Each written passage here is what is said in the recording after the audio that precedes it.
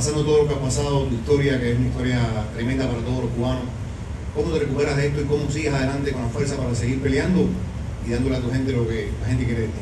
Fe en Dios, primero, tomar un descanso, 1 o 2 semanas, después empezar a ir al gimnasio, ir recuperándome así y empezar de menos a más, a ver qué me dan para la próxima pelea y después acabar con él. En Nueva York tú una vez me dijiste a mí que tú soñabas con verte en Madison Square Garden.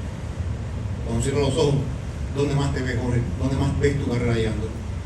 De nuevo aquí en Las Vegas, llenando el estadio, peleando con uno de los mejores del mundo, arrancándole la cabeza y yendo para adelante. Yo no voy a dejar que esto me pare, voy a tomar un tiempo para reenfocarme, poner todo en su lugar y ir para adelante. Jorge, just in front of you here. Again, at some point, or is it, all that encompasses it better to just move past all this? Definitely, if I get on a winning track, improve myself again, and I get that fight, the fight I'd love to take, I feel like I keep improving those positions where I did fuck up tonight. Just make it a little bit more taxing on him, so when we get to the feet, I'm fresher. He's a little bit worn out, and I can get some big shots in his face and finish him next time.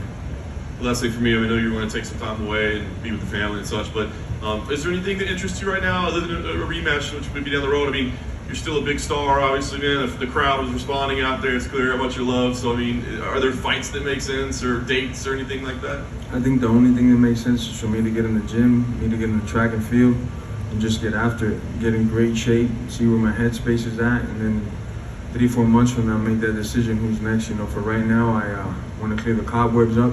It's not that I'm hurt or nothing, but to lose to a punk like that, it sucks, And if I fight like another wrestler, I need to make sure I can deal with this thing, It's always been tough fights for me with the wrestlers, Thinking, is he gonna shoot on me so I don't open up as much on my feet as I should, and then I get in big scrambles and I get out scrambled. So I need to fix the wrestling, man. George, to your right. I mean, to your left, excuse me. I know my right from my left usually. I'm just curious, when you dropped him in the 4th round there, was that your good shot, and are you surprised he bounced up as quick as he did? And then I didn't pounce, on him after I dropped him. I wasn't surprised that he bounced up. I was just surprised that I didn't go and take his head off. I thought he was going to shoot immediately on me, so I just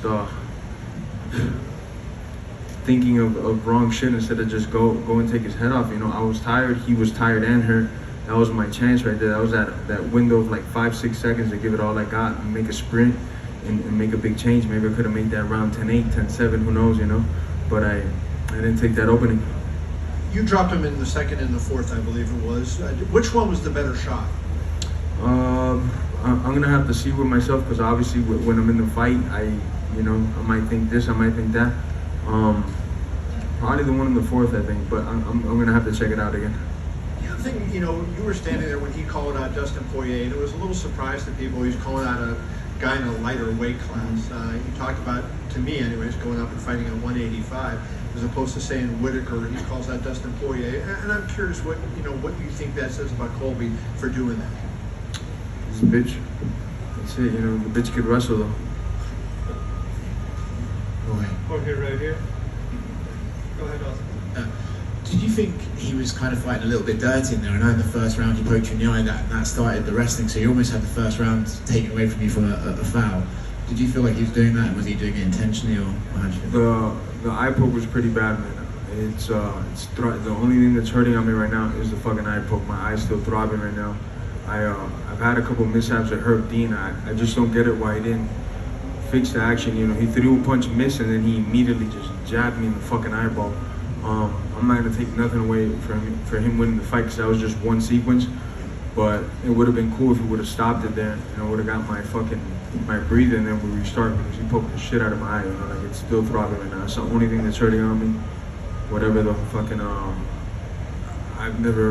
me and Herb Dean don't have a clean record as it is. We've had a couple mishaps in the past, and shit, it's not my cup of tea when it comes to refereeing. He in between the 1st and 2nd round, he said to Colby, I've watched the replay, it was an eye poke, I'm giving you a stern warning. But at that point, the eye poke's already happened, and you've already... And I've been down for like 3 minutes and change on my back, I don't know, I just kind of sucks, And then there was a low blow as well, and I don't know. Colby's always been kind of a little dirty fighter, but today just showed more. But I'm not gonna I'm not gonna rely on that or anything, man. Still, I lost the wrestling scrambles and he won, you know. You've been disappointed before, right? I remember against Usman, you know, you came up short and you were disappointed, but this one, and I don't want to rub it in or anything, but how harsh is this sitting here right now talking to us? It's fucking, like I said, none of it is personal, but it just sucks because this idiot talked about my kids, you know.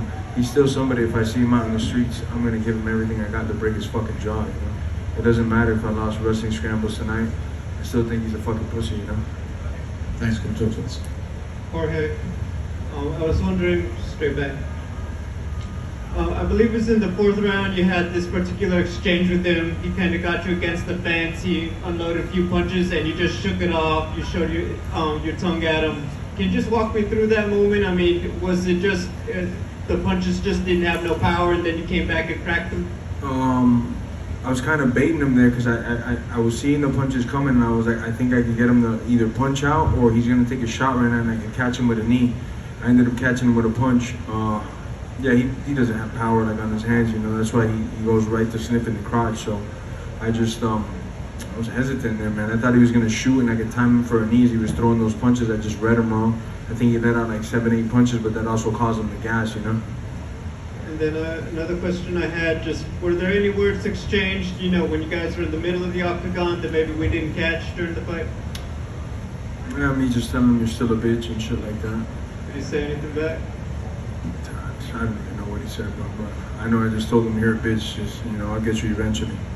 Yeah, I know you know,